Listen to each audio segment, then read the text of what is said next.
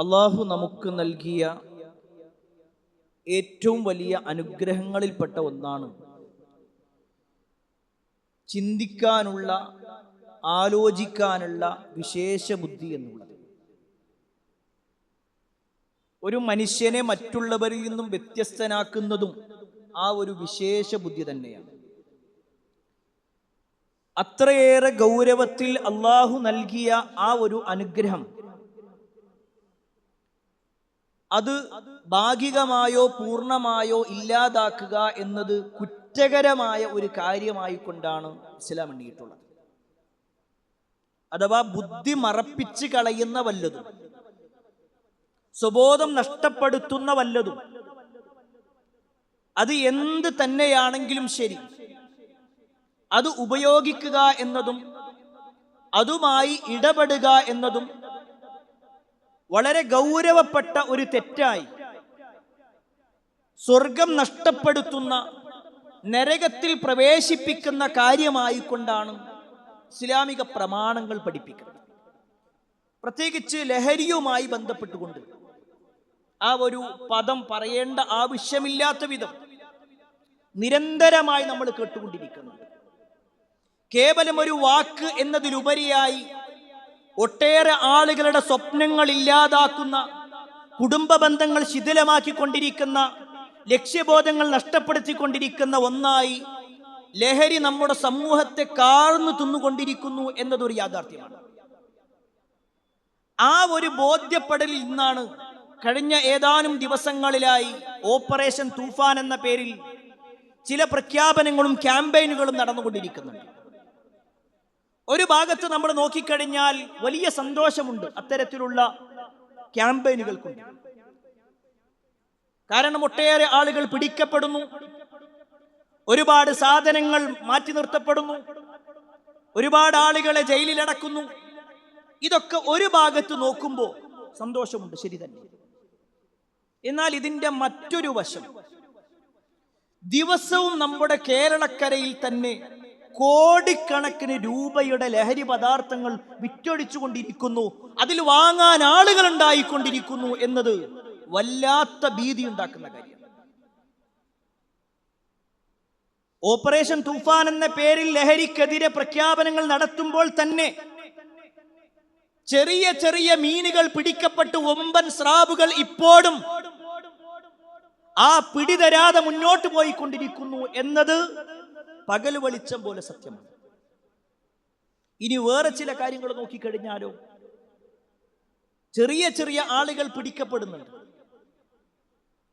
അവർ പിടിക്കപ്പെട്ട് നേരെ ജയിലിലേക്ക് കൊണ്ടുപോകുന്നു, തിരിച്ച് അതുപോലെ തിരിച്ചു വരുന്നു, വീണ്ടും അതേ പ്രവർത്തനങ്ങൾ ആവർത്തിക്കും. എത്രയെത്ര വാർത്തകൾ നമ്മൾ കേട്ടു. ചില പിടിക്കപ്പെടുന്ന ആളുകളാവട്ടെ ഇതിന്റെ മുൻനിരയിൽ നിൽക്കുന്ന ആളുകൾ, രാഷ്ട്രീയപരമായ സ്വാധീനങ്ങളുള്ളവരോ, സാമ്പത്തികമായി കഴിവുള്ളവരോ, ഏതെങ്കിലും തരത്തിൽ ഉന്നതമായ സ്ഥാനങ്ങളിൽ ആളുകളുമായി ബന്ധമുള്ളവരോ ആണെങ്കിൽ യാതൊരു കുഴപ്പവുമില്ലാതെ വീണ്ടും തിരിച്ചു വരുന്നു, വീണ്ടും തോന്നിവാസങ്ങളിലേക്ക്, ഈ ലഹരികളിലേക്ക് ആളുകൾക്ക് എത്തിക്കുന്ന അവസ്ഥയിലേക്ക് അത് നീങ്ങിക്കൊണ്ടിരിക്കുന്നു എന്നത് തികച്ചും ഒരു യാഥാർത്ഥ്യമാണ്. ഇനി ഇതിൽ തന്നെ ഇതിന്റെ എല്ലാം മുൻപന്തിയിൽ നിൽക്കുന്ന ആളുകളെ പരിശോധിച്ചു നോക്കിക്കഴിഞ്ഞാൽ ഇപ്പോഴും ലഹരി എന്താണെന്ന് കൃത്യമായി വിവരിച്ചു കൊടുക്കാൻ പറ്റാത്തൊരവസ്ഥ. രാസലഹരിയുമായി ബന്ധപ്പെട്ടുകൊണ്ട് MDMA പോലുള്ളതൊക്കെ തെറ്റാണെന്ന് പറയുകയും ആ തെറ്റ് പറയുന്ന അതേ ആളുകൾ തന്നെ ഇപ്പുറത്തുകൊണ്ട് മറ്റു ലഹരികൾ അത് വീര്യം കുറച്ചുകൊണ്ടും അല്ലാതെയുമൊക്കെയായി കൊടുക്കുന്നു എന്ന് പറയുന്ന ഒരവസ്ഥയിലേക്ക് എത്തപ്പെട്ടുകൊണ്ടിരിക്കുന്നു. സത്യത്തിൽ എന്താണ് നമ്മുടെ സമൂഹത്തിൽ നടന്നുകൊണ്ടിരിക്കുന്നത്? എങ്ങനെയാണ് ഈ ഒരു വിഷയത്തെ നമ്മൾ മനസ്സിലാക്കുന്നത്? ഈ നമ്മൾ എന്ന പ്രയോഗം ഒന്ന് അടിവരയിട്ടുകൊണ്ട് പറയാം, മുസ്ലിമിന്റെ കാര്യമാണ് ഞാൻ പറയുന്നത്. കാരണം ഈ കേൾക്കുന്ന മുഴുവൻ ആളുകളും ഖുതുബക്ക് വന്ന ആളുകളാണ്. ഒരു മുസ്ലിമിനെ സംബന്ധിച്ചിടത്തോളം ഈ വിഷയത്തിൽ ചില കാഴ്ചപ്പാടുകളുണ്ട്. ലഹരിയുമായി ബന്ധപ്പെട്ടുകൊണ്ട് വരുന്ന വിഷയങ്ങളിലെല്ലാം ഇസ്ലാമിൻ്റെതായ ചില കാഴ്ചപ്പാടുകളുണ്ട്. ഖുർആൻ കൊണ്ടും ഹദീസ് കൊണ്ടും സ്ഥിരപ്പെട്ട കാര്യങ്ങൾ. അതിൽ ഒന്നാമത്തെ വിഷയം എന്താണ് ലഹരി എന്നുള്ളത്. എന്താ ലഹരി എന്ന് പറഞ്ഞാൽ എന്താ? ഒരു മനുഷ്യന്റെ ബുദ്ധി മരവിപ്പിച്ച് കളയുന്ന, അവന്റെ ഓർമ്മകൾ ഇല്ലാതാക്കുന്ന, അവന് പ്രത്യേകമായ ഊർജം നൽകുന്നതൊക്കെ ലഹരിയായിക്കൊണ്ടായിരുന്നത്. മഹാനായ ഉമർ ബിൻ ഖത്താബ് റളിയല്ലാഹു അൻഹു പറഞ്ഞ ഒരു പ്രയോഗം കാണുവാൻ സാധിക്കും. അൽ ഖംറു മാ ഖാമറൽ അഖൽ. തന്റെ ബുദ്ധി മറവിപ്പിച്ച് കളയുന്നത് എന്താണോ അതാണ് ഖംർ. നമ്മുടെ ഭാഷാപരമായിട്ട് ഖംർ എന്ന് പറഞ്ഞാൽ കള്ള് എന്നർത്ഥം പറയും. ഖംർ എന്ന് പറഞ്ഞാൽ മറപ്പിക്കുന്നത്, ബുദ്ധിയെ മറപ്പിച്ച് കളയുന്ന ഒന്ന്. അതുകൊണ്ടാണ് സ്ത്രീകളെ സംബന്ധിച്ചിടത്തോളം അവരുടെ മുഖമക്കനക്ക് ഖംർ, ഹിമാർ എന്നുള്ള പ്രയോഗം പറയും. ഹിമാർ എന്ന് പറഞ്ഞാൽ തട്ടം എന്നുള്ള അർത്ഥം, മറപ്പിച്ച് കളയുന്നത്. ഇതുപോലെ ബുദ്ധിയെ മറപ്പിച്ച് കളയുന്നത് എന്തോ അതൊക്കെ ലഹരിയാണ്. അത് കുടിക്കുന്ന മദ്യമാണെങ്കിലും, അല്ലെങ്കിൽ ചുണ്ടിൽ വെക്കുന്നതാണെങ്കിലും, ശരീരത്തിൽ സിറിഞ്ചുമായി കുത്തിവെക്കുന്നതാണെങ്കിലും, സ്റ്റിക്കറുകളാണെങ്കിലും, മറ്റ് എന്തെല്ലാം, ഇനി ചുണ്ടിൽ വെക്കുന്ന സിഗരറ്റ് ആണെങ്കിലും ശരി, പല ആളുകൾക്കും ഇപ്പോഴും അതൊരു ലഹരിയായിട്ട് തോന്നിയിട്ടില്ല. സ്ഥിരമായി നമ്മൾ ചെയ്യുന്നു എന്നുള്ളത് കൊണ്ടോ, കാലങ്ങളായി ഞാൻ ഉപയോഗിക്കുന്നു എന്നതുകൊണ്ടോ അതൊരിക്കലും ലഹരിയല്ലാതാകുന്നില്ല. കാരണം ആ സിഗരറ്റ് അതിന്റെ പാക്കിന്റെ മുകളിൽ പോലും എഴുതിയിട്ടുണ്ട്, cigarette smoking injurious to health. അത് ശരീരത്തിന് ഹാനികരമാണ്, ക്യാൻസറിന് കാരണമാണ്. ഇനി ഇംഗ്ലീഷ് മനസ്സിലാകാത്തവന് മലയാളത്തിൽ കൊടുത്തിട്ടുണ്ട്. മലയാളത്തിൽ മനസ്സിലായിട്ടില്ലെങ്കിൽ ചിത്രസഹിതം കൊടുത്തിട്ടുണ്ട്. അത് ഉപയോഗിച്ചു കഴിഞ്ഞാൽ ക്യാൻസറിന് കാരണമാണ്. ഇതിനപ്പുറത്തേക്ക് എന്താ? ഒരു മുസ്ലിമിനെ സംബന്ധിച്ചിടത്തോളം അങ്ങനത്തെ എല്ലാ മേഖലകളിലും ലഹരിയുമായി ബന്ധപ്പെട്ടുകൊണ്ടുള്ള ഏത് കാര്യമുണ്ടോ അതിന്റെ ചെറുതാവട്ടെ വലുതാവട്ടെ, അതുകൊണ്ടാണ് ഹദീസിൽ കാണുവാൻ സാധിക്കും, ഖലീലാവട്ടെ കസീറാവട്ടെ. ചില ആൾക്കാർ പറ കുറച്ചല്ലേ, ചെറിയ രൂപത്തിലല്ലേ, അതെല്ലാം ലഹരിയായിക്കൊണ്ടാണ് എണ്ണപ്പെടുന്നത്. ഒന്നാമത്തെ വിഷയം അതാണ്. എന്താണ് ലഹരി എന്ന് വെച്ചാൽ ഈ പറഞ്ഞ കാര്യങ്ങൾ. ഇനി രണ്ടാമത്തെ ഒരു വിഷയം, എന്തുകൊണ്ട് ലഹരി ഇത്രത്തോളം വർദ്ധിക്കപ്പെടുന്നു? കോടിക്കണക്കിന് നമ്മുടെ കേരളക്കരയിലേക്ക് വരിക. നമ്മുടെ ഒലവക്കോട് ഓരോ തവണയും പിടിക്കപ്പെടുന്ന കിലോ കണക്ക് കഞ്ചാവില്ലേ, നമ്മുടെ പരിസര പ്രദേശങ്ങളിലില്ലേ? അത് ഉപയോഗിച്ച് സ്വന്തം കൂട്ടുകാരന്റെ കഴുത്തിലേക്ക് കത്തിയിറക്കാൻ മാത്രം ചെറുപ്പക്കാർ വളർന്നു വരുന്നില്ലേ? സ്കൂളുകൾ കേന്ദ്രീകരിച്ചുകൊണ്ട് നടക്കുന്നില്ലേ? ഇതൊക്കെ വർദ്ധിച്ചു കൊണ്ടിരിക്കുന്നു, എല്ലാവരും അംഗീകരിക്കുന്നു. എന്താണ് ഈ വർധനവിന്റെ കാരണം? ആ കാരണങ്ങൾ ഇങ്ങനെ പരിശോധിക്കുമ്പോൾ ഒന്നാമത്തെ കാരണം എന്താണെന്നറിയാം, മാനസികമായ പിരിമുറുക്കങ്ങൾ വർദ്ധിക്കുന്നു എന്നുള്ളതിന്. എല്ലാവർക്കും ഈ പ്രശ്നങ്ങളുണ്ട്. നമ്മളിവിടെ ഇങ്ങനെ മനസ്സിലാക്കേണ്ട ഒരു വിഷയമുണ്ട്. ഒരു പ്രസംഗം എന്നതിലുപരിയായി നമ്മുടെ ജീവിതത്തിലേക്ക് തട്ടിച്ചു നോക്കണം. നമ്മുടെ സുഹൃത്തുക്കളുമായി ബന്ധപ്പെട്ടുകൊണ്ട്, നമ്മുടെ അയൽവാസികളുമായി ബന്ധപ്പെട്ടുകൊണ്ട് പരിശോധിച്ചാൽ നമുക്ക് മനസ്സിലാക്കാൻ പറ്റും. ആകെ പ്രശ്നം, കടത്തില് കുളിച്ച് നിൽക്കുകയാണ്, അല്ലെങ്കിൽ ചെയ്യുന്ന ജോലി മുഴുവൻ പ്രയാസകരമായ ഒരവസ്ഥയിലേക്ക് പോയിക്കൊണ്ടിരിക്കുന്നു, സാമ്പത്തികമായ പ്രതിസന്ധികൾ വരുന്നു. അപ്പൊ ഇതിനൊരു പരിഹാരം, കുറച്ച് സമയമെങ്കിലും സ്വസ്ഥമായിട്ട് നീക്കിയിരിക്കണം, എന്തെങ്കിലും കിട്ടുമെന്ന്. അവിടെയാണ് മദ്യപാനത്തിലേക്ക് പോകുന്നത്, അവിടെയാണ് ബുദ്ധി മരവിപ്പിക്കാൻ വേണ്ടിയിട്ടുള്ള MDMA പോകുന്നത്. ആ തരത്തിൽ മാനസികമായ പിരിമുറുക്കങ്ങളുടെ പേരിൽ ഉണ്ടാവുക, സമ്മർദ്ദങ്ങളുടെ പ്രശ്നം പറഞ്ഞിട്ട്. രണ്ടാമത്തെ എങ്ങനെയെന്നറിയും, ഒരാൾ ലഹരി വർദ്ധിക്കാനുള്ള കാരണം ഇന്നത്തെ കൂട്ടുകെട്ടുകൾ എന്നുള്ളതാണ്. ഈ ലഹരിയുമായി ബന്ധപ്പെട്ടുകൊണ്ട് പല ആളുകളും സംസാരിക്കാൻ വേണ്ടി വരുന്ന സമയത്ത് ഒട്ടുമിക്ക കുട്ടികളിലും അവരുടെ തുടക്കം എന്ന് പറഞ്ഞാൽ കൂട്ടുകെട്ടിൽ നിന്നായിരിക്കും. സിന്തറ്റിക് ലഹരിയുമായി ബന്ധപ്പെട്ടുകൊണ്ട് നിങ്ങൾ വായിച്ചു നോക്ക്. ഒരു സുപ്രഭാതത്തിൽ തുടങ്ങുന്നതല്ല. പല കൂട്ടുകാരന്മാരും സ്നേഹത്തിന്റെ പേര് പറഞ്ഞുകൊണ്ട്, പരിചയക്കാരായ ആളുകൾ സ്നേഹത്തിന്റെ പേര് പറഞ്ഞുകൊണ്ട് ഒന്ന് ഉപയോഗിച്ചു നോക്ക്, നല്ല രസമായിരിക്കും. ആ ഒരു പ്രയോഗത്തിൽ നിന്നാണ് 1, 2, 3 തവണ ഫ്രീ കിട്ടുന്നത്. പിന്നീട് അവന് കിട്ടാത്തൊരവസ്ഥയിൽ പ്രയാസമുണ്ടാകുന്നു, അവന്റെ തല പെറുക്കുന്ന ഒരവസ്ഥ രൂപത്തിലാകുന്നു, അവന് പ്രയാസങ്ങൾ ഉണ്ടാകുന്നു. എന്നിട്ടോ എവിടെ നിന്നാണോ പണം കിട്ടുന്നത് ആ പണം മുഴുവൻ ഉപയോഗിച്ചുകൊണ്ട് അവൻ പിന്നെ ഇത് പണം കൊടുത്തു വാങ്ങുന്നൊരവസ്ഥ. പണം കിട്ടിയിട്ടില്ലെങ്കിലോ മോഷണം നടത്തുന്നു, ഉമ്മയുടെ കഴുത്തിൽ നിന്ന് സ്വർണത്തിന്റെ മാല അടിച്ചു മാറ്റുന്നു, എന്തെല്ലാം കാര്യങ്ങൾ.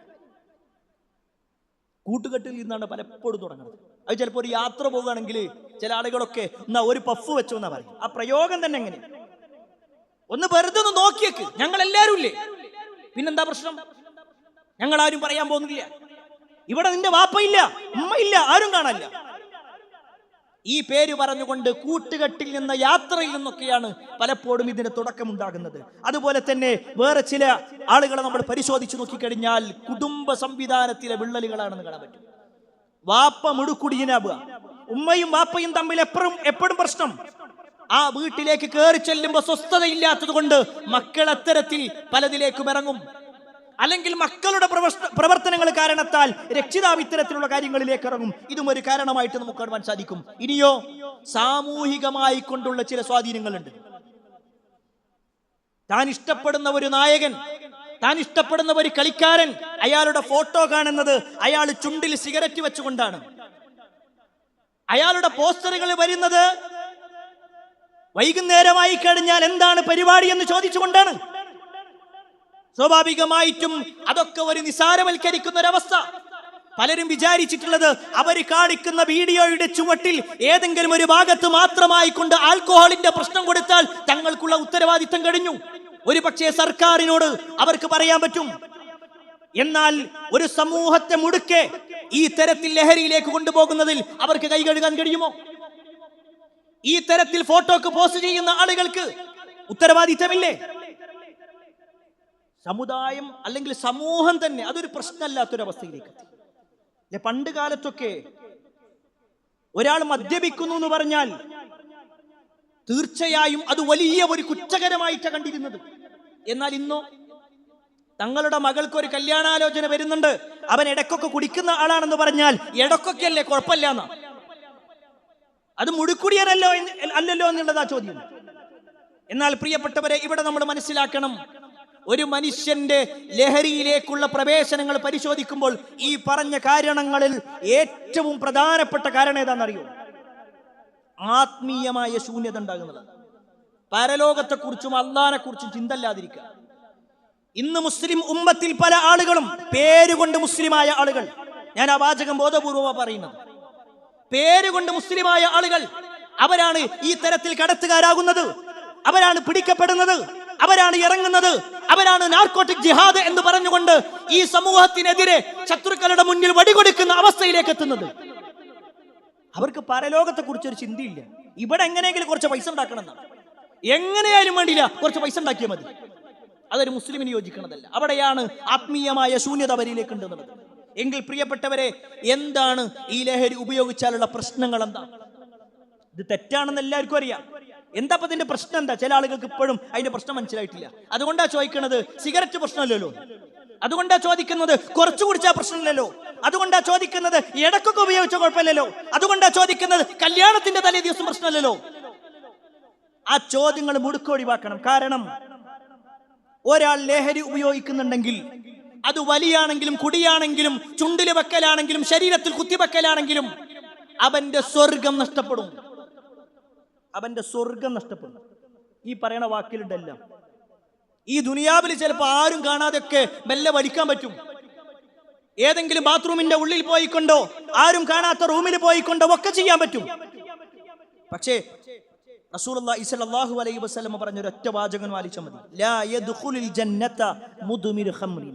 കള്ളു കുടിക്കുന്നവൻ അവൻ ഒരിക്കലും സ്വർഗ്ഗത്തിൽ കടക്കൂല. അവൻ സ്വർഗ്ഗത്തിൽ കടക്കൂല.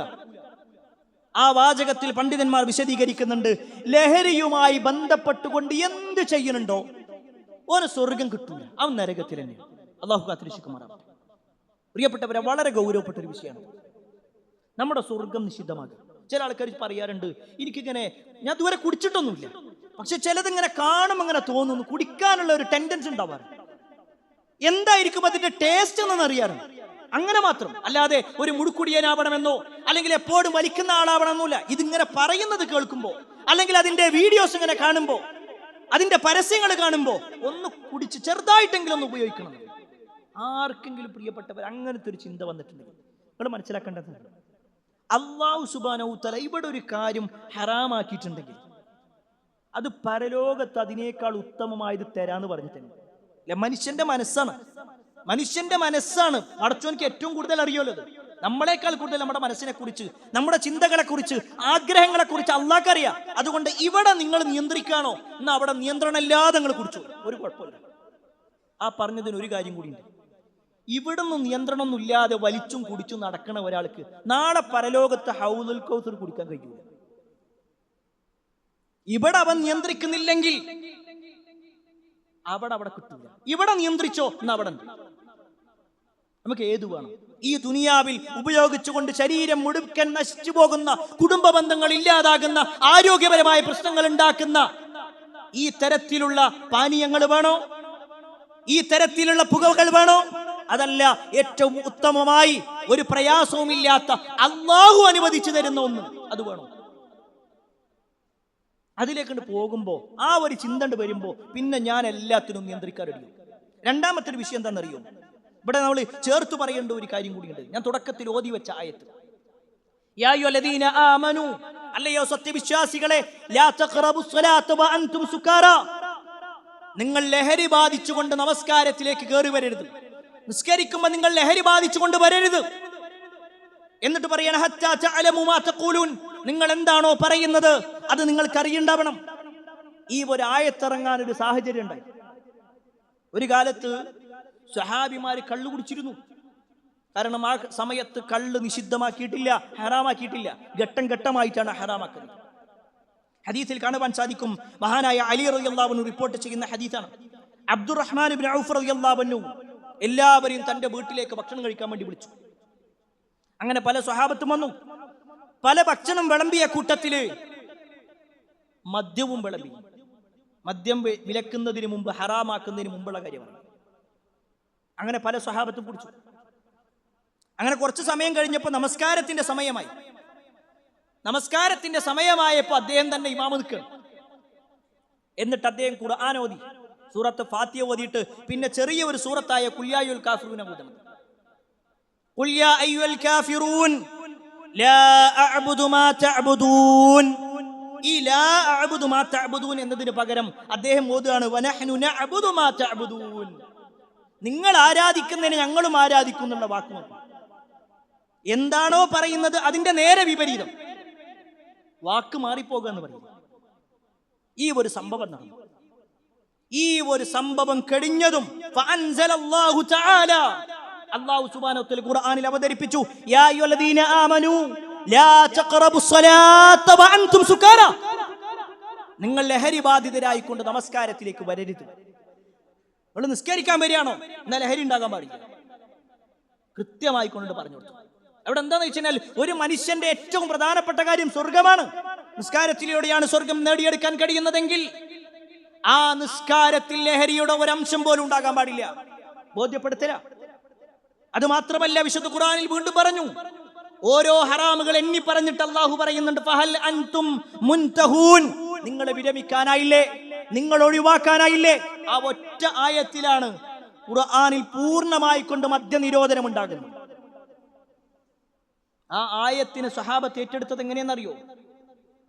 ആ വാചകം കൂടി നമ്മൾ മനസ്സിലാക്കുമ്പോഴാണ് ഇന്നത്തെ ചില സാഹചര്യങ്ങളൊക്കെ നമുക്ക് ഒഴിവാക്കാൻ പറ്റും. ഈ ഒരു ആയത്തിറങ്ങി, ഖുർആനിലെ ആയത്ത്, ഫഹൽ അൻതും മുൻതഹൂൻ, നിങ്ങൾ വിരമിക്കാനായില്ലേ എന്ന ചോദ്യം. ഖുർആനിലൂടെ മദ്യവർജനം, ഇതാ മദ്യം നിരോധിച്ചിരിക്കുന്നു, ഹറാമാക്കിയിരിക്കുന്നു എന്നുള്ള വാചകം. ആ സമയത്ത് അനസ് റളിയല്ലാഹു അൻഹു മദ്യം കുടിക്കായിരുന്നു. സ്വഹാബത്ത് മദ്യം വിളമ്പായിരുന്നു. ചില ആളുകൾ അവരുടെ ക്യാനുകളിൽ ഇങ്ങനെ ഒരുപാട് ലിറ്റർ കണക്കിന് എടുത്തു വെച്ചിട്ടുണ്ടായിരുന്നു. അപ്പോഴാണ് ആയത്തിറങ്ങുന്നത്, ഇത് തീർച്ചയായും ഹറാമാണ്, ഇത് ഒഴിവാക്കണം. എന്താ സ്വഹാബത്ത് ചെയ്തതെന്നറിയോ? അവരുടെ എടുത്തു വെച്ചിരുന്ന കപ്പുകളിലുള്ളത് അടിച്ചു പൊട്ടിച്ചു, ചുണ്ടോടടുപ്പിച്ചിരുന്നത് മാറ്റി വലിച്ചെറിഞ്ഞു. എന്നിട്ട് അവർ വിളിച്ചു പറഞ്ഞു, ഇൻതഹൈനാ ഇൻതഹൈനാ, ഞങ്ങളത് വിരമിച്ചിരിക്കുന്നു, ഞങ്ങൾ ഒഴിവാക്കി. ആ ഒരു വാക്ക് പറയാന്ന് പറഞ്ഞാൽ എനിക്ക് പരലോകമാണ് വലുത് എന്നുള്ള ബോധ്യപ്പെടലാണ്. ആ ബോധ്യപ്പെടലുണ്ടോ ഒരു മനുഷ്യനെ സംബന്ധിച്ചിടത്തോളം ഒഴിവാക്കാൻ കഴിയും. രണ്ടാമത്തെ കാര്യം, ഒരു മനുഷ്യൻ ലഹരി ഉപയോഗിച്ചു കഴിഞ്ഞാൽ അവൻ തിന്മകളിൽ നിന്നും തിന്മകളിലേക്ക് നീങ്ങിക്കൊണ്ടിരിക്കും. ഒരു നിയന്ത്രണം ഉണ്ടാവില്ല.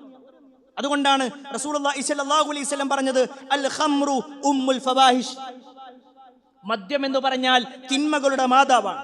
വ അക്ബറുൽ കബായിർ, വൻപാപങ്ങളിൽപ്പെട്ട വൻപാപാണ്. എന്നിട്ട് നബി സല്ലല്ലാഹു അലൈഹി വസല്ലം പറയാണ് മൻ ശരിബഹ വഖഅ അലാ ഉമ്മിഹി വഅമ്മതിഹി വഖാലതിഹി. അതൊരാൾ കുടിച്ചു കഴിഞ്ഞാൽ അവൻ അവന്റെ ഉമ്മാന്റെ മേലെ വീഴും, അവന്റെ എളാമാന്റെ മൂത്തമ്മാന്റെ അമ്മായിന്റെ മേലെ വീഴും. സ്വബോധം ഉണ്ടാവൂല. ഈ മുന്നിൽ നിൽക്കുന്നത് സ്വന്തം ഉമ്മയാണെന്ന ബോധ്യല്ലാതെ ആ ഉമ്മയുമായിട്ട് ലൈംഗിക ബന്ധത്തിലേക്ക് അവൻ ഏർപ്പെടും. അവന്റെ മൂത്തമ്മാന്റെ അടുത്തേക്കും അമ്മായിന്റെ അടുത്തേക്കും അവൻ ചെല്ലും, സ്വബോധമില്ലാത്തതുകൊണ്ട്. നബി സല്ലല്ലാഹു അലൈഹി വസല്ലമയുടെ ഈ വാചകമൊക്കെ ഓരോ ദിവസവും നമ്മളിങ്ങനെ പത്രത്താളുകളിലൂടെ കാണുന്നുണ്ട്. സ്വബോധമില്ലാതെയാണ് ചെയ്തത്. മദ്യപിച്ചുകൊണ്ട് പറഞ്ഞതാ. ചില ആൾക്കാരൊക്കെ ലൈവിൽ വരുന്നത് അങ്ങനെയാ. എന്നിട്ട് പിന്നെ ബോധം വരുമ്പോഴാണ് ഞാൻ ആ പറഞ്ഞത് തെറ്റായിരുന്നു എന്ന് പറയുന്നത്. അതുകൊണ്ടാണ് തിന്മകളിൽ നിന്ന് തിന്മകളിലേക്കുള്ള പ്രയാണമാണ് ലഹരിയിലൂടെ ഉണ്ടാവുക. മൂന്നാമത്തെ കാര്യം, ശാരീരികമായ ഒരുപാട് രോഗങ്ങൾക്ക് കാരണമാകുന്നു. അതാണ് സിഗരറ്റ് പാക്കിന്റെ മുകളിൽ എഴുതിയിട്ടുള്ളത്, സിഗരറ്റ് സ്മോക്കിംഗ് ഇൻജൂറീസ് ടു ഹെൽത്ത്, ശരീരത്തിന് ഹാനികരമാണ്. ചിത്രം കൊടുത്തിട്ടുള്ളത് അത് വെച്ച് ഉപയോഗിക്കുന്ന ആളുകൾക്കുള്ള ക്യാൻസറുകളെ കുറിച്ച്. ഇനി സിന്തറ്റിക് ലഹരികൾ നോക്കിക്കഴിഞ്ഞാലോ, അത് ഉപയോഗിക്കുന്ന ആളുകൾ ഒരു വർഷം തികക്കോ എന്നുള്ളത് സംശയമാണ്. അത്രയും ശരീരത്തിനെ നശിപ്പിക്കുന്നത് ആരാണ് പ്രിയപ്പെട്ടവരെ? ഇത് തെറ്റല്ല എന്ന് പറഞ്ഞ സമൂഹമാരാ? ആരുമില്ല. എല്ലാവരും തെറ്റാണെന്ന് പറയും. എന്നിട്ടോ അതിനെ നിസാരവൽക്കരിച്ചുകൊണ്ട് പല ആളുകളും ഉപയോഗിച്ചുകൊണ്ടിരിക്കും. അതിനൊക്കെ പറയുന്ന ന്യായം എന്താണെന്നറിയും? ന്യായം എന്താന്ന് വെച്ചാൽ ചില ആൾക്കാർ പറയുന്ന വാചകം, എനിക്കൊന്ന് ഭക്ഷണം കഴിച്ചു കഴിഞ്ഞാൽ ഇതിങ്ങനെ എന്തെങ്കിലുമൊക്കെ കഴിക്കണം. സിഗരറ്റ് വലിക്കുന്നവരുടെ ന്യായമാണ് ഈ പറയുന്നത്. എനിക്ക് ഭക്ഷണം കഴിച്ചു കഴിഞ്ഞാൽ ദഹിക്കണമെങ്കിൽ എനിക്കിതൊന്ന് വലിക്കണം, എന്നാലേ എനിക്കൊരു ഉഷാർ കിട്ടുള്ളൂ. ചരിത്രത്തിൽ കാണുവാൻ സാധിക്കും, അത്തരത്തിൽ പറഞ്ഞ ആളുകൾക്ക് മുന്നിൽ നമ്മുടെ മുൻഗാമികളായ പണ്ഡിതന്മാർ പറയുന്ന ഒരു വാചകമുണ്ട്, നീ ദഹിപ്പിക്കുന്നത് നിന്റെ ഭക്ഷണത്തെയല്ല, നിന്റെ ഈമാനിനെയാണ്. നിന്റെ ഈമാൻ അല്ലാതാക്കി കൊണ്ടിരിക്കും. കാരണം റസൂലുള്ളാഹി സ്വല്ലല്ലാഹു അലൈഹി വസല്ലമ ഒരു കാര്യം വിരോധിക്കുക, എന്നിട്ട് നീ അതിന് ന്യായം കണ്ടെത്തുക. നബി സല്ലല്ലാഹു അലൈഹി വസല്ലമയുടെ അടുക്കലേക്ക് വന്നു വാഇൽ അൽ ഹദറമി റളിയല്ലാഹു അൻഹു.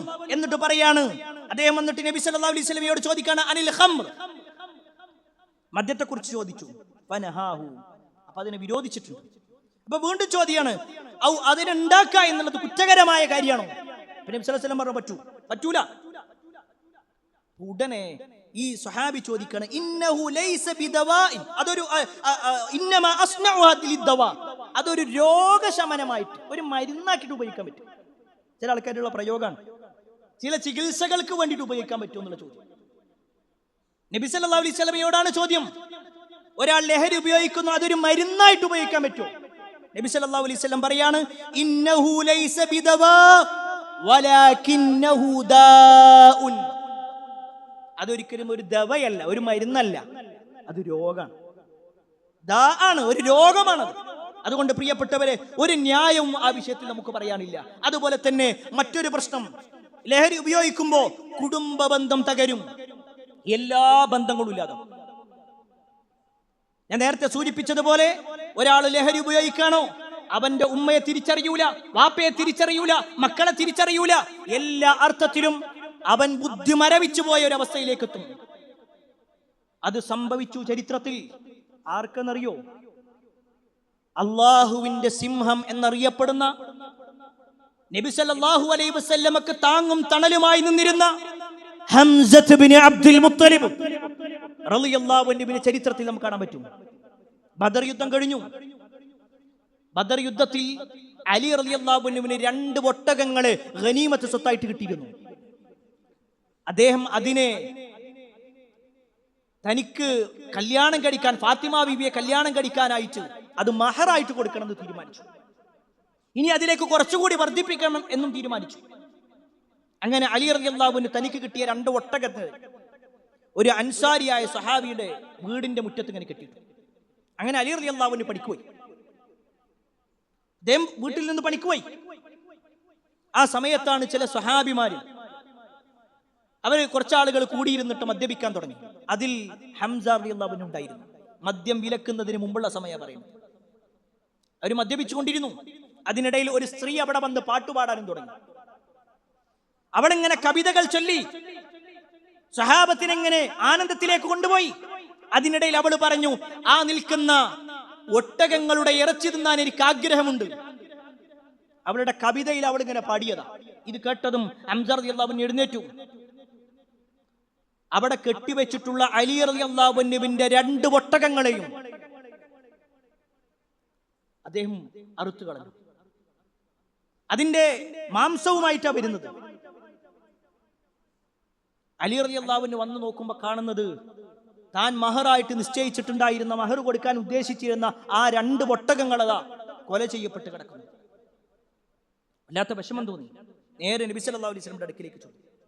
എന്നിട്ട് പ്രവാചകൻ സല്ലല്ലാഹു അലൈഹി വസല്ലമയോട് പരാതി പറഞ്ഞു. നബി സല്ലല്ലാഹു അലൈഹി വസല്ലമ ദേശത്തോടു കൂടി വരികയാണ്. കാരണം മറ്റൊരാളുടെ ഹക്കാണ് ഇല്ലാതാക്കിയിട്ടുള്ളത്. നബി സല്ലല്ലാഹു അലൈഹി വസല്ലമ വന്ന് ഹംസ റളിയല്ലാഹു അൻഹുവിനോട് അടങ്ങാൻ വേണ്ടി പറഞ്ഞതും സ്വബോധമില്ലാത്ത ഹംസ റളിയല്ലാഹു അൻഹു പറഞ്ഞ വാചകമുണ്ട്, അൽ അൻതും ഇല്ലാ അബീദുൽ ലി അബി, നിങ്ങളൊക്കെ എൻ്റെ വാപ്പാന്റെ അടിമകളാ. ആരോടാ പറയുന്നത്? റസൂലുള്ളാഹി സ്വല്ലല്ലാഹു അലൈഹി വസല്ലമയോട്.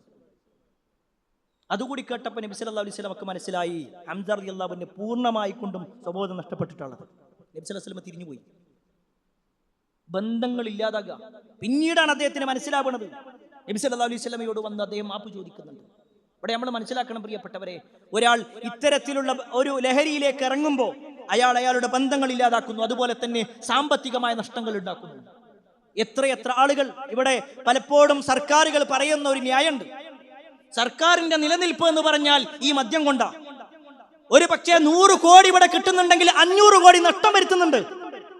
ഈ മദ്യപാനികളെ കൊണ്ടുള്ള പ്രശ്നങ്ങൾ, കുടുംബ ബന്ധങ്ങൾ ഇല്ലാതാകുക, ദാമ്പത്യ ബന്ധങ്ങൾ ഇല്ലാതാകുക, മക്കൾ ഇല്ലാതാവുക, ആ മക്കളുടെ ഭാവി ഇല്ലാതാവുക, അവരുടെ ജോലി നഷ്ടപ്പെടുക, എന്തെല്ലാം പ്രശ്നങ്ങൾ.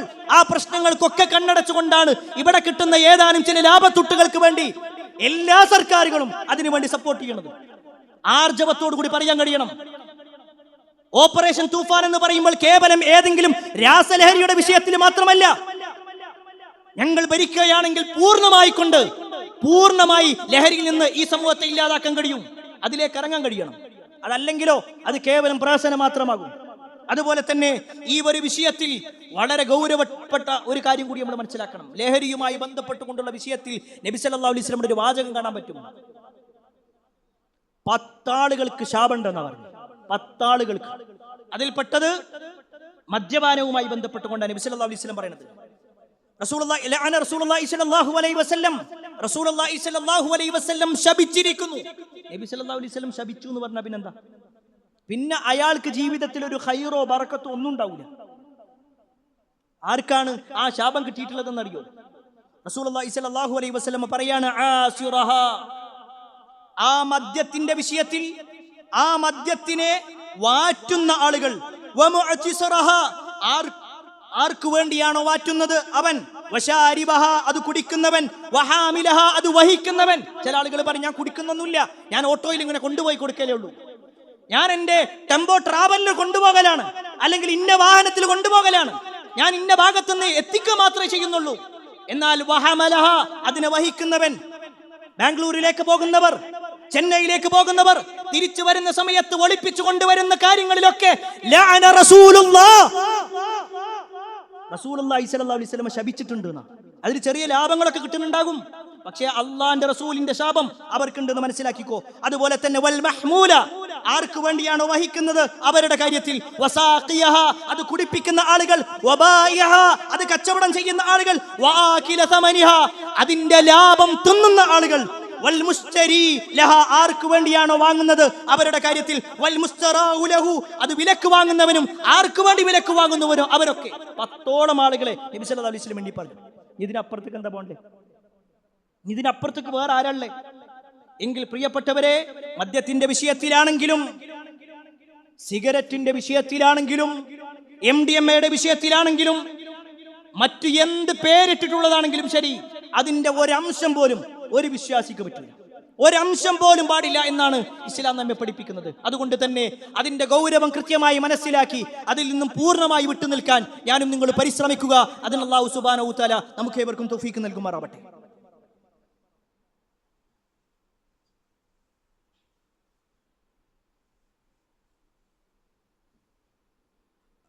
അൽഹംദുലില്ലാഹി റബ്ബിൽ ആലമീൻ, വസ്സലാത്തു വസ്സലാമു അലാ റസൂലില്ലാഹ് വഅലാ ആലിഹി വഅസ്ഹാബിഹി അജ്മഈൻ, അമ്മാ ബഅദ്. പ്രിയപ്പെട്ട സഹോദരങ്ങളെ, സത്യവിശ്വാസികളെ, ലഹരിയുമായി ബന്ധപ്പെട്ടുകൊണ്ട് ഒരു വിശ്വാസി ശ്രദ്ധിക്കേണ്ടതായ കാര്യങ്ങളെക്കുറിച്ചാണ് ചുരുങ്ങിയ വാക്കുകളിലൂടെ ഓർമ്മപ്പെടുത്തിയത്. ലഹരിയുടെ പ്രശ്നങ്ങൾ നമ്മൾ മനസ്സിലാക്കുന്നതോടൊപ്പം എന്താണ് അതിൻ്റെ പരിഹാരം എന്നുകൂടി നമ്മൾ കാണണം. ഇന്ന് നമ്മുടെ സമൂഹത്തിൽ പലപ്പോഴും പ്രശ്നങ്ങൾ പറയാനുണ്ട്, പക്ഷെ പരിഹാരം കാണാനും പരിഹാരം പറയാനും ആരുമില്ലാത്തൊരവസ്ഥയാണ്. കാരണം പരിഹാരം പറയണമെങ്കിൽ നേരത്തെ സൂചിപ്പിച്ചതുപോലെ പലതും ഒഴിവാക്കേണ്ടി വരും, പല നേതാക്കന്മാരും മാറി നിൽക്കേണ്ടി വരും. എന്നാൽ ഇസ്ലാമിൽ കൃത്യമായ പരിഹാരമുണ്ട്. അതിൽ ഒന്നാമത്തെ പരിഹാരം എന്താണെന്നറിയാം? ഒന്നാമത്തെ പരിഹാരം അള്ളാഹ് കാണുന്നുണ്ട് എന്നും ഞാൻ അള്ളാഹിന്റെ മുന്നിൽ ഹാജരാക്കപ്പെടുന്നുള്ളൊരു ബോധ്യമുണ്ട്. മഹദിയായ ആയിഷ റളിയല്ലാഹു അൻഹ പറയുന്നൊരു വാചകമുണ്ട്. റസൂലുള്ളാഹി സ്വല്ലല്ലാഹു അലൈഹി വസല്ലമ വന്ന ജാഹിലിയ കാലഘട്ടം ആ കള്ളിലും പെണ്ണിലുമൊക്കെയായി മുങ്ങിക്കുളിച്ച് നടന്ന ആൾക്കാരാണ്. ആയിഷ റളിയല്ലാഹു അൻഹ പറയാണ്, നബി സല്ലല്ലാഹു അലൈഹി വസല്ലം ആദ്യം വന്നിട്ട് തന്നെ അവരോട് പറയാണ്, നിങ്ങൾ കള്ളു കുടിക്കരുത് കേട്ടോ എന്ന് പറഞ്ഞാൽ ഒരാൾ സ്വീകരിക്കൂലായിരുന്നു. പക്ഷെ നബി സല്ലല്ലാഹു അലൈഹി വസല്ലം ആദ്യം അവരോട് പറഞ്ഞെന്താ അറിയോ? നിങ്ങളുടെ ഈ ജീവിതത്തിന് ശേഷം മറ്റൊരു ജീവിതമുണ്ട്, പരലോകമുണ്ട്. നിങ്ങളുടെ ഓരോ പ്രവർത്തനങ്ങളും അള്ളാഹ് കാണുന്നുണ്ട്. നിങ്ങൾ അള്ളാഹിന്റെ മുന്നിൽ ഹാജരാക്കപ്പെടുന്ന ഒരു രംഗമുണ്ട്. ആ ഒരു പരലോക ബോധമാണ് അവരുടെ ജീവിതത്തിൽ ഇങ്ങനെ എല്ലാ അർത്ഥത്തിലും മാറ്റം വരുത്തിയത്. അല്ലാതെ ഇവിടെ എന്ത് നിയമം കൊണ്ടുവന്നിട്ട് ഒരു കാര്യമില്ല. ഇപ്പുറത്തൊരു നിയമമുണ്ടോ, ഇപ്പുറത്ത് അതിനപ്പുറത്ത് ആ നിയമം തെറ്റിക്കാൻ ആളുണ്ട്. എന്നാൽ അവിടെ ബോധ്യപ്പെടാം, ഇവിടെ എന്ത് ചെയ്യാനും ഒരാൾക്ക് ചോയ്സ് ഉണ്ട്. പക്ഷെ അതൊക്കെ അള്ളാഹിന്റെ മുന്നിൽ എത്തുമ്പോൾ കൊടുക്കും. ആ ഒരു ബോധ്യപ്പെടൽ ഒരാൾക്കുണ്ടോ, തീർച്ചയായും അവൻ ഈ തരത്തിലുള്ള ലഹരിയുടെ എല്ലാ മേഖലകളിൽ നിന്നും വിട്ടുനിൽക്കും. രണ്ടാമത്തെ കാര്യം എന്താണെന്നറിയാം? നിസ്കാരം കൃത്യാക്കുക എന്നുള്ളത്. നിസ്കാരം കൃത്യാക്കുന്ന ഒരാൾക്ക് ലഹരിയുമായിട്ട് വല്ലാതെ ബന്ധപ്പെടാൻ കഴിയില്ല. കാരണം ഇന്ന സ്വലാത്ത തൻഹാ അനിൽ ഫഹ്ശാഇ വൽ മുൻകർ. തീർച്ചയായും നിസ്കാരം എന്ന് പറഞ്ഞാൽ അത് മ്ലേച്ഛമായ കാര്യങ്ങളിൽ നിന്നും മോശത്തരങ്ങളിൽ നിന്നും അവനെ വിട്ടുനിർത്തും. നബി സല്ലല്ലാഹു അലൈഹി വസല്ലമയുടെ ഹദീസിൽ കാണാൻ പറ്റും, ഒരാൾ മദ്യപിക്കുകയാണെങ്കിൽ ഒരു തവണ മദ്യപിച്ചാൽ തന്നെ 40 ദിവസത്തോന്റെ നിസ്കാരം സ്വീകരിക്കൂല. ഒറ്റ തവണ മദ്യപിച്ചാൽ. ഇത് കേൾക്കുമ്പോൾ എന്നാ പിന്നെ നിസ്കരിക്കാതിരുന്നാ പോലെ. ഒരു റക്കാത്ത് ഒരു വക്കത്ത് ഒഴിവാക്കിയാൽ ഓൻ കാഫിറാണ്. ഒരു വക്കത്ത് ഒഴിവാക്കി അല്ലേ? അത്ര ഗൗരവപ്പെട്ടൊരു കാര്യമില്ലേ നിസ്കാരം? ഒരു മുസ്ലിമും കാഫിറും തമ്മിലുള്ള വ്യത്യാസമാണ് നിസ്കാരം. അത് ബോധപൂർവം ഒരാൾ ഒഴിവാക്കുന്നുണ്ടെങ്കിൽ അയാൾ കാഫിർ തന്നെയാണ്. എങ്കിൽ ലഹരിയുമായി ബന്ധപ്പെടുന്നവൻ മനസ്സിലാക്കിക്കോ, അവന്റെ നമസ്കാരം പിന്നെ അല്ലാഹു സ്വീകരിക്കൂല. അങ്ങനെ അവൻ മരിച്ചു കഴിഞ്ഞാലോ അവൻ ജാഹിലിയത്തിന്റെ മരണമാണ് അവൻക്കുണ്ടാവുക. ഒരാൾ മദ്യപിച്ചുകൊണ്ട് മരിച്ചു, ഒരാൾ മദ്യപിച്ച് ഡ്രൈവ് ചെയ്യാണ്, അങ്ങനെ ആക്സിഡന്റ് ആയി. ആ മരണം എന്ന് പറഞ്ഞാൽ ജാഹിലിയത്തിന്റെ മരണമാണ്, ഈമാനുള്ള മരണമല്ല. മറ്റൊരു ഹദീസിൽ കാണുവാൻ സാധിക്കും, ഒരാൾ മദ്യപിക്കുന്ന സമയത്ത് അള്ളാഹു അവന്റെ ഈമാനിനെ ഊരിയെടുക്കും. ഒരാൾ ലഹരി ഉപയോഗിക്കുമ്പോ അവന്റെ ഈമാനിനെ അള്ളാഹു ഊരിയെടുക്കും. ഏതുപോലെ എന്നറിയോ? ഖമീസ്, ഒരു വസ്ത്രം ഇങ്ങനെ തലയിലൂടെ ഊരിയെടുക്കുന്നത് പോലെ അവന്റെ ഈമാൻ അതിങ്ങനെ പുറത്തേക്ക് വരും. എപ്പോഴാണോ അവൻ അതിൽ നിന്ന് വിരമിച്ച് സ്വബോധത്തിലേക്ക് വരുന്നത്, അപ്പോഴാണോ അവൻക്ക് ഈമാൻ തിരിച്ചിട്ടുള്ളൂ. ഈ ഗൗരവം ഉണ്ടെന്നുണ്ടെങ്കിൽ, ഇത്രയും കാര്യങ്ങൾ ഒരാൾ മനസ്സിലാക്കുന്നുണ്ടെങ്കിൽ പിന്നെ അവൻ ഈ കാര്യങ്ങൾക്ക് അറിയില്ല. പ്രിയപ്പെട്ട മാതാപിതാക്കളോട് മൂന്നാമത്തെ ഒരു വിഷയം പറയാനുള്ളത്, നമ്മുടെ മക്കളുടെ ഒക്കെ ചിലപ്പോൾ പോരായ്മകൾ ഉണ്ടാകും. ആദ്യം നമ്മൾ മനസ്സിലാക്കേണ്ടത് മക്കളെ ചേർത്ത് നിർത്താനുള്ള ഒരു മനസ്സ് നമുക്ക് ഉണ്ടാകും. നമ്മൾ രാത്രി ഇങ്ങനെ കയറി വരിക, രാവിലെ പോകുക, മക്കളുമായിട്ട് യാതൊരു ബന്ധമില്ല. പ്രിയപ്പെട്ട ഉമ്മമാരെ നിങ്ങൾ ശ്രദ്ധിക്കണം, നിങ്ങളുടെ മക്കളുടെ സ്വഭാവത്തിൽ വരുന്ന മാറ്റങ്ങൾ ശ്രദ്ധിക്കണം. അവർ ധാരാളമായിട്ട് പണം ചോദിക്കുന്ന അവസ്ഥയുണ്ടോ പരിശോധിക്കണം. അവരുടെ കയ്യിൽ നമ്മൾ അറിയാതെ കുറെ പണം വരുന്നത് കാണുന്നുണ്ടെങ്കിൽ അതും പരിശോധിക്കണം. ഇത് എവിടുന്നാ വന്നത്? അവനിങ്ങനെ പൈസ കൊടുന്നു തരുന്ന സമയത്ത് എങ്ങനെയെങ്കിലും എടുത്തു വെക്ക എന്നല്ല, ഇത് എവിടുന്ന് കിട്ടി, ആരാ നിനക്ക് തന്നത്, എന്തിനത് കിട്ടിയത്, അന്വേഷിക്കണം. അതവരെ കുറ്റപ്പെടുത്താനല്ല. ഒരു പക്ഷേ മക്കൾക്ക് ഇതിന്റെ ഗൗരവം അറിയൂല. ഇന്ന് പലപ്പോഴും 8ാം ക്ലാസ്സിലും 9ാം ക്ലാസ്സിലും പഠിക്കുന്ന കുട്ടികളാണ് ലഹരിയുടെ കേരിയറായിട്ട് നടക്കുന്നത്, കൊണ്ടു നടക്കുന്നത് അവരാ. കാരണം അവർ പിടിക്കപ്പെടൂല എന്നുള്ളത് കൊണ്ട്, അവരാരും ചെക്ക് ചെയ്യൂല എന്നുള്ളത് കൊണ്ട്. എങ്കിൽ നമ്മുടെ മക്കളുടെ ബാഗ് നമ്മൾ പരിശോധിക്കണം, അവരോട് നമ്മൾ അന്വേഷിക്കണം. ഒരു പ്രയാസമില്ലാതെ ഇങ്ങനെ രാത്രി സമയത്ത് ഇങ്ങനെ കൂടുതലായിട്ട് ഉറക്കമില്ലാതെ ഇങ്ങനെ നടക്കുന്ന കുട്ടികളുണ്ടെങ്കിൽ ഒന്ന് കൗൺസിലിങ്ങിന് കൊണ്ടുപോകണം. എന്താ കുട്ടിന്റെ പ്രശ്നം അന്വേഷിക്കണം. എപ്പോഴും വാതിലടച്ചിരിക്കുന്ന സ്വഭാവമുള്ള കുട്ടികളാണെങ്കിൽ കാരണം അന്വേഷിക്കണം. ഇതൊക്കെ ചെയ്താലാണ് നമ്മുടെ മക്കളെ നമുക്ക് കിട്ടുള്ളൂ. അല്ലെങ്കിൽ ഏതെങ്കിലും ഡി അഡിക്ഷൻ സെന്ററിൽ സ്വന്തം മലം വാരി തിന്നുന്നൊരവസ്ഥയിലേക്ക് മക്കളെത്തപ്പെടും. അള്ളാഹു കാത്തിരക്ഷിക്കുമാറാവട്ടെ. ഞാൻ ഇത് വെറുതെ പറഞ്ഞതല്ല, അതിശയോക്തിയോട് കൂടി പറഞ്ഞതല്ല. ഒരാൾ ലഹരിക്ക് അടിമപ്പെട്ടിട്ട് അത് കിട്ടാതെ അയാൾ ചെയ്ത പ്രവർത്തനം നേർക്ക് നേരെ കണ്ടതുകൊണ്ടാണ് പറയുന്നത്. സ്വന്തം മലം വാരി തിന്നുക, അത്രത്തോളം സ്വബോധം നഷ്ടപ്പെടും. അതുകൊണ്ട് പ്രിയപ്പെട്ട രക്ഷിതാക്കൾ ശ്രദ്ധിക്കണം. അതുപോലെ തന്നെ ഒരു കുട്ടിന്റെ അടുത്ത് അല്ലെങ്കിൽ നമ്മുടെ പരിചയത്തിൽ ഒരാൾ, അയാൾക്ക് തെറ്റുപറ്റി, ഏതോ ഒരു സാഹചര്യത്തിൽ അയാൾ മദ്യപിക്കുകയോ അല്ലെങ്കിൽ സിഗരറ്റ് വലിക്കുകയോ അല്ലെങ്കിൽ ഇത്തരത്തിലുള്ള രാസലഹരിയുമായി ബന്ധപ്പെട്ടുകൊണ്ട് എന്തെങ്കിലും ഒന്നും അയാളുടെ ജീവിതത്തിൽ ഉണ്ടായി എന്ന് വിചാരിക്കുക. അവൻ അകറ്റി നിർത്തി ഓടിക്കല്ല വേണ്ടേ, അവനെ ചേർത്ത് നിർത്തിക്കൊണ്ട് അവന്റെ തെറ്റ് ബോധപൂർവം തിരുത്തി കൊടുക്കാനാണ് റെഡിയാണ്. കുറ്റപ്പെടുത്താൻ പ്രിയപ്പെട്ടവരെ എല്ലാവർക്കും പറ്റും, അകറ്റി നിർത്താൻ എല്ലാവർക്കും പറ്റും. ഓരോ കയറ്റണ്ടാന്ന് തീരുമാനിച്ചാൽ മതി. അപ്പൊ എന്തുണ്ടാവുക? ആ കുട്ടി നേരെ ആ വഴിയിലൂടെ പോവുകയും പിന്നെ ഒരിക്കലും നമുക്ക് തിരിച്ചു കിട്ടൂല. എന്നാൽ ആ തെറ്റ് ബോധ്യപ്പെട്ട് ആ തെറ്റിനെ തെറ്റായി ബോധ്യപ്പെടാൻ എങ്ങനെയാണോ അവന് മനസ്സിലാകുക ആ രൂപത്തിൽ ഒന്നുകിൽ നമ്മൾ പറഞ്ഞു കൊടുക്കുക, അല്ലെങ്കിൽ നമ്മളെക്കാൾ നല്ല നിലക്ക് സംസാരിക്കാൻ കഴിയുന്ന ആളുകളുണ്ടോ അവരുടെ അടുത്തേക്ക് എത്തിക്കുക. എൻ്റെ കുട്ടിക്ക് ഇങ്ങനെ ഒരു പ്രശ്നമുണ്ട്, നിങ്ങളൊന്ന് ഇടപെടി, നിങ്ങളൊന്ന് സംസാരിക്കും. ഒട്ടുമിക്ക കുട്ടികൾക്കും ഇതിന്റെ ഗൗരവം അറിയാത്തത് കൊണ്ടാണ്. അതുകൊണ്ട് പ്രിയപ്പെട്ട അവർ തിരുത്തി കൊടുക്കാൻ വേണ്ടി, അല്ലാതെ ശാപത്തിന്റെ വാക്കുകളല്ല. നിങ്ങൾക്കറിയോ, ഒരു സ്വഹാബി മദ്യപിച്ചിട്ട് നബി സല്ലല്ലാഹു അലൈഹി വസല്ലമയുടെ അടുത്ത് വന്നു. നബി സല്ലല്ലാഹു അലൈഹി വസല്ലം അദ്ദേഹത്തെ ആ ഒരു പ്രവർത്തനത്തിൽ നിരുത്സാഹപ്പെടുത്തി. അങ്ങനെ ചെയ്യാൻ പാടില്ല, ഒരാക്ഷേപത്തിന്റെ വാക്ക് പറഞ്ഞു. എന്നാൽ കൂട്ടത്തിലുള്ള ഒരു സ്വഹാബി ശാപത്തിന്റെ വാക്ക പറഞ്ഞു. ഉടനെ നബി സല്ലല്ലാഹു അലൈഹി വസല്ലം തിരിച്ചു അങ്ങനെ പറയണം. അയാൾക്ക് ബോധ്യമില്ലാത്തതുകൊണ്ട് അയാൾക്ക് തിരിച്ചു കൊടുക്കാൻ വേണ്ടി അയാൾ മെല്ലെ മാറിക്കൂടും. അവിടെയാണ് പ്രിയപ്പെട്ടവരെ ചേർത്ത് നിർത്തുക എന്നുള്ളത് നമ്മുടെ ഒരു സ്വഭാവമായി നമ്മൾ മനസ്സിലാക്കണം. അതുപോലെ തന്നെ കൂട്ടുകെട്ടുകൾ എന്നുള്ളത് ഓരോരുത്തരും മനസ്സിലാക്കണം. ഞാൻ നേരത്തെ സൂചിപ്പിച്ചു, ഒട്ടുമിക്ക ആളുകളും ലഹരിയിലേക്ക് പോകുന്നത് കൂട്ടുകെട്ടിലൂടെയാണ്. എന്റെ കൂട്ടുകാരൻ ആരാ? ചില ആൾക്കാർ പറയുന്നത്, ഞാൻ എന്തായാലും കുടിക്കണില്ല, ഓരെല്ലാവരും കുടിക്കുന്ന ആൾക്കാർ, അവരെല്ലാവരും വലിക്കാറുണ്ട്, പക്ഷെ ഞാൻ വലിക്കാറില്ല, ഞാൻ വെറുതെ കമ്പനിക്ക് മാത്രം പറ്റൂല. ഇസ്ലാമികമായിട്ടുള്ള നിയമം അങ്ങനത്തെ ഒരു സദസ്സിൽ ഇരിക്കാൻ തന്നെ പറ്റില്ല. കാരണം അവിടെ ഇരിക്കുമ്പോ ശൈത്താൻ നമ്മൾ ഇടപെടും, നമ്മളെ മെല്ലെ മെല്ലെ അങ്ങനെ അതിലേക്ക് എത്തിക്കുന്ന ഒരു അവസ്ഥയുണ്ടാകും. നിങ്ങൾക്കറിയുമോ, ജാഹിലിയത്തിൽ പോലും കള്ളു കുടിക്കാത്ത ഒരു സ്വഹാബി, എല്ലാ സൗകര്യം അന്ന് ഇസ്ലാം നിരോധിച്ചിട്ടില്ല, കള്ള് നിരോധിച്ചിട്ടില്ല. അങ്ങനത്തെ ഒരു സ്വഹാബി ആരാന്നറിയോ? മഹാനായ അബൂബക്കർ സിദ്ദീഖ് റളിയല്ലാഹു അൻഹു. ജാഹിലിയത്തിൽ പോലും കള്ളു കുടിക്കാത്ത ആളാണ്. ബാക്കി പല സ്വഹാബത്തും കള്ളു കുടിച്ചിട്ടുണ്ട്. ഇതിനെക്കുറിച്ച് അബൂബക്കർ റളിയല്ലാഹു അൻഹുവിനോട് ചോദിക്കാണ്, ഹൽ ശരിബ്തൽ ഖംറ ഫിൽ ജാഹിലിയ, നിങ്ങൾ ജാഹിലിയത്തിൽ കള്ളു കുടിച്ചിട്ടുണ്ടോ? അദ്ദേഹം പറഞ്ഞു, അഊദു ബില്ലാഹ്, അല്ലാഹുവിൽ ഞാൻ അഭയം തേടുന്നു, അഥവാ ഞാനില്ല, ഞാൻ ഒരിക്കലും കുടിച്ചിട്ടില്ല. അപ്പൊ ചോദിക്കാണ്, വലിമ, എന്തുകൊണ്ട് ഞങ്ങൾ കുടിക്കാതിരുന്നത്? ആ സമയത്ത് അദ്ദേഹം പറയാണ്, കുൻതു അസൂനു ഇർളി വഅഹ്ഫദു മുറൂഅതി. അദ്ദേഹം പറഞ്ഞ മറുപടി എന്താ അറിയോ? എന്റെ അഭിമാനവും എന്റെ മാന്യതയും സംരക്ഷിക്കാൻ വേണ്ടിയാണ്. ആ വാക്കിലുണ്ടല്ലോ, ഒരാൾ കള്ളു കുടിക്കുക, ലഹരി ഉപയോഗിക്കുക, അവന്റെ മാന്യത നഷ്ടപ്പെടുക. പലപ്പോഴും നമ്മളങ്ങനെ ചേർത്ത് നിർത്തിക്കൊണ്ട് ഇതിനെ സപ്പോർട്ട് ചെയ്യാൻ ആളുകളുണ്ടാവും.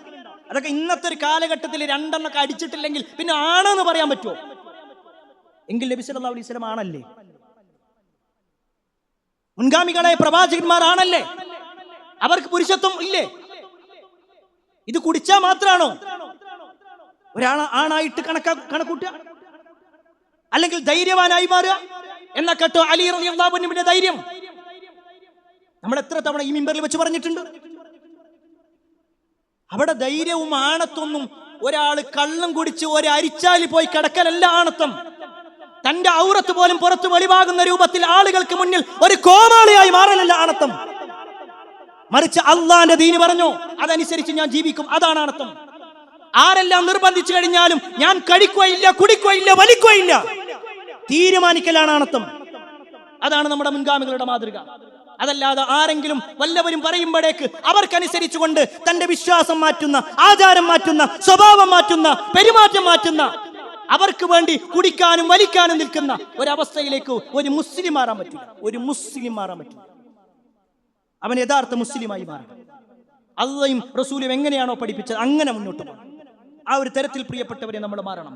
എന്നാൽ ഇവിടെ ഈ ഓപ്പറേഷൻ തൂഫാനുമായി ബന്ധപ്പെട്ടുകൊണ്ട് വരുമ്പോൾ അതിന്റെ പൂർണ്ണ സഹകരണം നമ്മളിൽ ഉണ്ടാവണം. ചില ആളുകളൊക്കെ വിചാരിച്ചിട്ടുള്ളത് അത് സർക്കാരിന്റെ ചില ആൾക്കാരുണ്ട്, ഓരോട് ചെയ്താൽ മതി. അല്ല, നമുക്ക് ഓരോരുത്തർക്കും അതിൽ ഉത്തരവാദിത്തമുണ്ട്. വതആവനു അലൽ ബിർരി വത്തഖ്വ വലാ തആവനു അലൽ ഇസ്മി വൽ ഉദ്വാൻ. നന്മയുടെ കാര്യത്തിലല്ല, തിന്മയുടെ കാര്യത്തിൽ എല്ലാ സഹകരണങ്ങളും ഉണ്ടാകും. എവിടെയെങ്കിലും ഒരു നാട്ടിലുണ്ട് ഇന്ന വ്യക്തി അതിന്റെ കേരറായി നടക്കുന്നുണ്ട് എന്ന് വ്യക്തമായ ബോധ്യമുണ്ടെങ്കിൽ അത് അറിയിച്ചു കൊടുക്കണം നമ്മൾ. അത് ആ വ്യക്തിയോട് വെറുപ്പുള്ളത് കൊണ്ടല്ല, ഈ സമൂഹത്തോട് ബാധ്യത ഉള്ളത് കൊണ്ടാണ്. ആ വ്യക്തിയെ ഒരു പക്ഷേ ആ ഒരു പിടിക്കപ്പെടലിലൂടെ അയാൾ മാറാം. അല്ലെങ്കിൽ അയാളോട് സ്വകാര്യമായിട്ട് പറയാം, നിങ്ങളിത് ചെയ്യുന്നത് ഞാൻ അറിയുന്നുണ്ട്, ഞാനിത് അറിയിക്കും, നിങ്ങളല്ലെങ്കിൽ ഒഴിവാക്കിക്കും. അയാളെ മാറ്റം കഴിയണം. അങ്ങനത്തെ ഏതെല്ലാം ബന്ധങ്ങളുണ്ടോ പ്രിയപ്പെട്ടവർ, ഇതൊക്കെ നമുക്ക് പരലോകത്ത് കൂലിയിടുന്നതായിരിക്കും. നമ്മളിവിടെ ഈ ഒരു സമൂഹത്തിൽ നമുക്ക് ഒരു ഉത്തരവാദിത്വം ഇല്ലാത്ത പോലെ ചില ആൾക്കാർ നടക്കും. ഞാനിവിടെ ഒന്നുമല്ല, ഞാൻ വേറെ ഏതോ ലോകത്ത്. അത് കള്ള് കുടിക്കേ വേറെ ആളുകൾ ഉപയോഗിക്കുക എന്ത് വേണമെങ്കിലും ചെയ്തോട്ടെ, ഞാനതിൽ ഇടപെടുന്നില്ല. അങ്ങനെ ചിന്തിക്കുന്നവരോട് പറയട്ടെ, കൊല ചെയ്യപ്പെട്ട എല്ലാവരും കള്ളുകുടിയന്മാരല്ല, കള്ളുകുടിയന്മാരുടെ കാരണങ്ങൾ കൊണ്ട് കൊല ചെയ്യപ്പെട്ടവരാണ്. ലഹരി ഉപയോഗിക്കുന്ന ആളുകളെ കൊണ്ട് കൊല ചെയ്യപ്പെട്ടതാണ്. നമുക്ക് പറയാൻ പറ്റുമോ 10ാം ക്ലാസ് പഠിക്കുന്ന നമ്മുടെ മകള് ഒരു പ്രശ്നമില്ലാതെ തിരിച്ചു വരുന്നുള്ളത്? ഒരു പക്ഷേ അവൾ വരുന്ന ഭാഗത്ത് ഇതുപോലെ ഉപയോഗിക്കുന്ന ആളുകൾ അവരുടെ കാമക്കണ്ണുകളുമായി കയറി വന്ന് അവളെ പീഡിപ്പിക്കൂലേ, പ്രയാസപ്പെടുത്തൂലേ, അവളെ കൊലപ്പെടുത്തൂലേ? നമ്മുടെ ഭാര്യ സുരക്ഷിതയാ? നമ്മൾ സുരക്ഷിതരാണ്. നമ്മുടെ വാഹനത്തിൽ പോകുന്ന സമയത്ത് നമ്മുടെ വാഹനത്തിന്റെ മുന്നിലേക്ക് ഒരാൾ ചാടിയാ പോരെ? ഈ മദ്യപിക്കുന്ന അല്ലെങ്കിൽ ലഹരി ഉപയോഗിക്കുന്ന ആളുകൾ അത് ഇന്ന ബാധിക്കൂല എന്നല്ല, എല്ലാവരെയും ബാധിക്കുന്ന കാര്യമാണ്. ഒരു സർക്കാരിന്റെ മാത്രം ഉത്തരവാദിത്തമല്ല, എല്ലാവരുടെയും ഉത്തരവാദിത്തമാണ്. അതുകൊണ്ട് ഒരു വിശ്വാസിയാണോ ഈ തരത്തിലുള്ള മുഴുവൻ കാര്യങ്ങളിൽ നിന്നും നമ്മൾ ആദ്യം വിട്ടു നിൽക്കുക. എന്നിട്ടോ ഈ സമൂഹത്തിൽ, നമ്മുടെ കുടുംബത്തിൽ, നമ്മുടെ വ്യക്തി ജീവിതത്തിൽ, നമ്മുടെ കൂട്ടുകെട്ടിൽ ആരൊക്കെയുണ്ടോ അവരെ പൂർണ്ണമായി ഇതിൽ നിന്ന് മാറ്റാൻ ഒരു പ്രതിജ്ഞാബദ്ധമായി കൊണ്ട് മുന്നോട്ട് പോകുക. അല്ലാഹു സുബ്ഹാനഹു വ തആല അത്തരത്തിൽ നന്മകൾ ചെയ്ത് ജീവിക്കുന്ന ആളുകൾ നമ്മെ ഏവരെയും ഉൾപ്പെടുത്തുമാറാവട്ടെ. ഒരുപാട് ആളുകൾ പ്രാർത്ഥന കൊണ്ട് വസിയത്ത് നൽകിയിട്ടുണ്ട്. എല്ലാവരുടെയും പ്രാർത്ഥന അല്ലാഹു സ്വീകരിക്കുമാറാവട്ടെ.